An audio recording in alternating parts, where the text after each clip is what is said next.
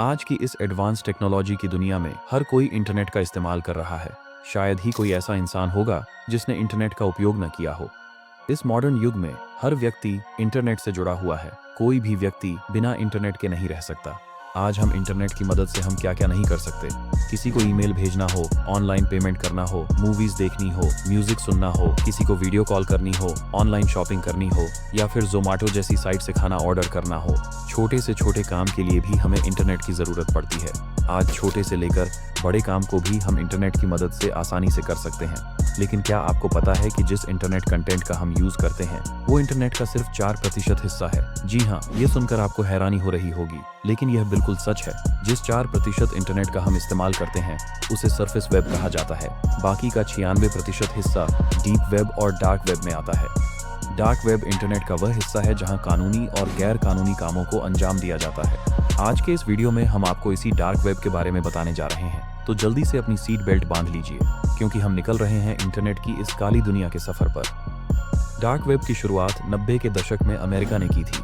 America ने इसे अपनी आर्मी के लिए तैयार किया था। अब आप सोच रहे होंगे कि डार्क वेब तो इलीगल कामों के लिए इस्तेमाल होता है, तो अमेरिका ने इसे अपनी आर्मी के लिए क्यों बनाया होगा? लेकिन जैसा आप सोच रहे हैं वैसा बिल्कुल नहीं है। जैसा कि मैंने आपको आगे बताया कि अमेरिका ने डार्क वेब को अपनी आर्मी के लिए तैयार किया था। दरअसल शुरुआती दौर में अमेरिकी सेना डार्क वेब का इस्तेमाल पूरी दुनिया में मौजूद अपने एजेंट्स के साथ अपनी खुफिया जानकारी को शेयर करने के लिए करती थी। लेकिन बहुत कम लोग डार्क वेब पर होने के कारण अमेरिका की सीक्रेट इन्फॉर्मेशन लीक होने के चांस बहुत ज्यादा थे। अपनी सीक्रेट इन्फॉर्मेशन लीक न हो, इस वजह से अमेरिका ने साल 2002 में डार्क वेब को आम जनता के लिए जारी कर दिया। आम जनता के लिए जारी करने के बाद इसके यूजर्स तेजी से बढ़ने लगे। ज्यादा यूजर्स होने के कारण कोई भी अमेरिका की सीक्रेट इन्फॉर्मेशन को लीक नहीं कर सकता था, लेकिन इसके साथ ही आम जनता द्वारा इसका इस्तेमाल धीरे धीरे इलीगल कामों में भी किया जाने लगा।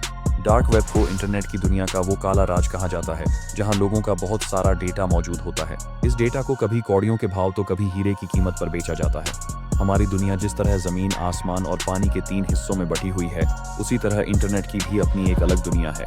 रोजमर्रा की जिंदगी में जिस इंटरनेट का हम इस्तेमाल करते हैं वह इंटरनेट का महज 4% हिस्सा है। इस इंटरनेट पर हमें जो कुछ भी दिखता है वह सब ओपन वेब या सरफेस वेब का हिस्सा है। सिंपल भाषा में समझाऊं तो आप गूगल, बिंग या किसी दूसरे सर्च इंजन पर जो कुछ भी सर्च करते हैं वह सब इंटरनेट की दुनिया का सिर्फ 4% हिस्सा है। मगर इंटरनेट की असली दुनिया इन सब से कहीं ज्यादा बड़ी है। इंटरनेट की दुनिया 3 हिस्सों में बटी हुई है जिन्हें सरफेस वेब, डीप वेब और डार्क वेब कहा जाता है।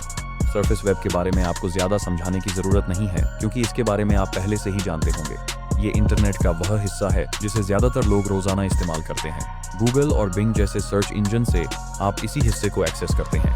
दूसरा हिस्सा है deep web. Deep web internet का लगभग 90% हिस्सा है। जैसे पृथ्वी की सतह के नीचे पानी की एक दुनिया होती है, उसी तरह से इंटरनेट की दुनिया में डीप वेब है। यह इंटरनेट का 90% से ज्यादा हिस्सा है। कहा जाता है कि इंटरनेट का यह हिस्सा इतना बड़ा है कि कोई यह नहीं जान सकता कि यहाँ कितने वेब पेज या वेबसाइट्स एक्टिव हैं। आप इसे किसी बड़े समुद्र की तरह समझ सकते हैं जिसमें गूगल और दूसरे सर्च इंजन महज एक मछली पकड़ने वाली नाव की तरह है। डीप वेब में आपको इंटरनेट की दुनिया का वह काला राज भी मिलेगा जिसे लोग डार्क वेब कहते हैं। बहुत बार डार्क वेब और डीप वेब को लोग एक ही समझ लेते हैं, लेकिन ये दोनों अलग हैं। डीप वेब का बहुत सा हिस्सा लीगल और सुरक्षित माना जाता है। डीप वेब ओपन वेब से एक कदम आगे होता है। ओपन वेब सबके लिए उपलब्ध होता है, मगर डीप वेब को वही लोग इस्तेमाल कर सकते हैं जिनके पास उसे एक्सेस करने की परमिशन होती है। उदाहरण के लिए किसी शॉपिंग मॉल या ऑफिस की फाइलों को देखने या पढ़ने की परमिशन केवल कर्मचारियों के पास होती है। इसी तरह हर कोई इंटरनेट यूजर डीप वेब को एक्सेस नहीं कर सकता। ओपन और डीप वेब में मूलभूत अंतर यही है। अब बात करते हैं डार्क वेब की। डार्क वेब इंटरनेट की दुनिया का वो हिस्सा है जहां तक हमारा नॉर्मल सर्च इंजन नहीं पहुंचता है। इसे स्पेशल वेब ब्राउजर से एक्सेस किया जाता है। इसके लिए आपको अपना आईपी एड्रेस बदलकर एक खास ब्राउजर का इस्तेमाल करना पड़ता है। इसके अलावा वीपीएन और कई एनोनिमिटी टूल्स का इस्तेमाल डार्क वेब पर सर्फिंग करने के लिए किया जाता है। कैस्पेर्स्की के मुताबिक इसे डीप वेब का हिस्सा माना जाता है। एक उदाहरण के तौर पर समझा जाए तो जिस तरह समुद्र की सतह और पानी के नीचे कुछ हिस्से तक हमारी पहुंच होती है, लेकिन एक हिस्सा ऐसा भी है जहां तक अभी तक कोई नहीं पहुंचा है। डार्क वेब इंटरनेट की दुनिया का वही हिस्सा है। इस हिस्से तक बहुत कम लोगों की पहुंच है। यहाँ के वेब पेज को सर्च इंजन द्वारा इंडेक्स नहीं किया जाता है। डार्क वेब को बहुत खतरनाक माना गया है और यहाँ पर कई अवैध काम होते हैं। डार्क वेब में वो सभी गैर कानूनी काम होते हैं जिन्हें ओपन वेब पर नहीं किया जा सकता। सरल भाषा में यह समझ लीजिए कि जितने भी अवैध काम इंटरनेट के जरिए होते हैं वो डार्क वेब पर ही किए जाते हैं। डार्क वेब में किसी भी कंटेंट पर कोई रेगुलेशन या किसी चीज की पाबंदी नहीं है। इस्तेमाल अधिकतर हैकर्स और फ्रॉड करने वाले व्यक्ति या अवैध तरीके से काम करने वाले लोग करते हैं। डार्क वेब साइबर वर्ल्ड की यह दुनिया अवैध कामों का ठिकाना मानी जाती है। कभी इस दुनिया में हैकर्स, लॉ एनफोर्समेंट ऑफिसर्स और साइबर क्रिमिनल्स का दबदबा होता था, लेकिन एन्क्रिप्शन और द अनियन रूटर जैसी नई टेक्नोलॉजी की मदद से लोग अब डार्क वेब तक पहुंच रहे हैं। बता दें कि डार्क वेब को एक्सेस करने के लिए इसी काम के लिए बने सॉफ्टवेयर का इस्तेमाल होता है। इस तरह के सॉफ्टवेयर को TUR कहा जाता है। TUR की फुल फॉर्म है द एनियन रूटर। इंग्लैंड की एक संस्था education from national crime agency CEOP की वेबसाइट के मुताबिक लगभग 25 लाख लोग हर रोज TUR का इस्तेमाल करते हैं। हालांकि TUR अपने आप में डार्क वेब नहीं है। TUR दरअसल एक टूल या ब्राउजर है जिसके जरिए ओपन या डार्क वेब को ब्राउज किया जा सकता है। वैसे तो डार्क वेब का इस्तेमाल गैर कानूनी नहीं है, लेकिन इसके कई खतरे होते हैं। यहाँ आप स्कैम, संदिग्ध सॉफ्टवेयर या सरकारी मॉनिटरिंग का शिकार हो सकते हैं। यही वजह है कि नॉर्मल यूजर्स को इंटरनेट की इस दुनिया से दूर रहने की सलाह दी जाती है। डार्क वेब पर ऐसी कई गतिविधियां होती हैं जिनके बारे में आप सोच भी नहीं सकते।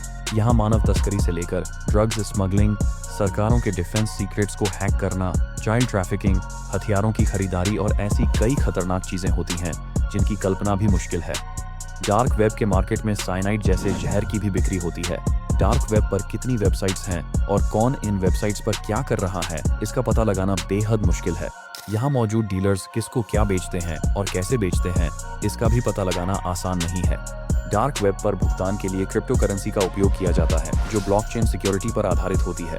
इसी कारण यह पता लगाना असंभव हो जाता है कि भुगतान कौन कर रहा है और किसे कर रहा है। डार्क वेब पर मौजूद वेबसाइट्स के डोमेन नेम बहुत सिक्योर और एन्क्रिप्टेड होते हैं। इनके एक्सटेंशन में .com या .in की जगह .onion का उपयोग होता है। अब सवाल यह उठता है कि पुलिस इन अपराधियों को आसानी से क्यों नहीं पकड़ पाती। डार्कनेट पर एक्टिव लोग कहां से इन वेबसाइट्स को ऑपरेट कर रहे हैं, ये पता लगाना बेहद मुश्किल होता है। इन्हें केवल IP एड्रेस के जरिए ट्रेस करना आसान नहीं होता। ऐसे एड्रेस को ट्रेस करने के लिए साइबर एक्सपर्ट्स की आवश्यकता होती है, जिसकी कमी अक्सर डिपार्टमेंट्स में देखी जाती है। ट्रेनिंग, इंफॉर्मेशन शेयरिंग और नए फोरेंसिक लैब्स की अनुपस्थिति के कारण भी पुलिस को इन अपराधियों का पता लगाने में कठिनाई होती है। डार्क वेब पर हर गतिविधि पर नजर रखना बेहद चुनौतीपूर्ण है। यदि ट्रेसिंग हो भी जाए तो पता चलता है कि डार्कनेट ऑपरेट करने वाला गैंग विदेश में कहीं बैठा है। इसी वजह से डार्क वेब पर चल रहे अपराधों को रोकना इंटेलिजेंस एजेंसीज के लिए बहुत कठिन कार्य बन जाता है। वैसे क्या आपने कभी डार्क वेब का इस्तेमाल किया है? अगर हाँ तो हमें कमेंट में जरूर बताएं। अगर आपको हमारी यह वीडियो पसंद आई हो तो वीडियो को लाइक, शेयर और चैनल को सब्सक्राइब करना न भूलें। मिलते हैं अगले वीडियो में। वीडियो को पूरा देखने के लिए दिल से आपका धन्यवाद।